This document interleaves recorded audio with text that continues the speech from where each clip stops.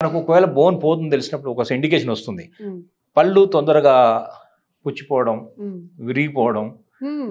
పళ్ళు తొందరగానే ఇబ్బంది పడుతున్నాయి అనుకోండి, హ్మ్. కొరికినప్పుడు కొంతమంది నొప్పులు వస్తుంటాయి. చిన్న చిన్న గట్టిగా ఒక పచ్చి జాంకాయ కూడా కొరకలేని పరిస్థితి హ్మ్. ఉంటుంది. హ్మ్. సో ఇవన్నీ వచ్చినప్పుడు ఏమర్థం చేసుకోవాలంటే కొంచెం బోన్ మన దగ్గర స్ట్రెంగ్త్ లేకుండా ఉంది, కాల్షియం డెఫిషియన్సీ ఉందేమో అర్థం చేసుకోవాలి. ఓకే. దీనికి మనము కాల్షియం బోన్ చాలా చాలా ఉపయోగపడుతుంది. హ్మ్. ఓకే, విటమిన్ డి, కాల్షియం ఇవన్నీ కూడా కావాలి. హ్మ్.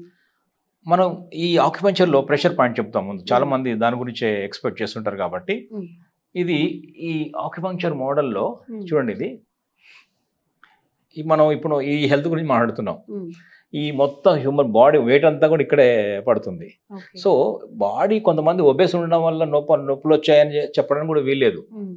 ఎందుకంటే బక్కపలచగా ఉన్న వాళ్ళలో కూడా నొప్పులు ఉన్నాయి. హ్మ్.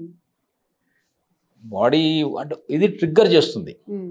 ఇక్కడ నొప్పులు ఉన్న దాన్ని త్వరగా పెంచేందుకు body weight, over weight help అవుతుంది, అంటే దోహదం చేస్తుంది, ఓకే. కారణం అవుతుంది. హ్మ్. కానీ కేవలం లావు ఉండడం వలన నొప్పులు వచ్చినాయని చెప్పడానికి వీల్లేదు. హ్మ్.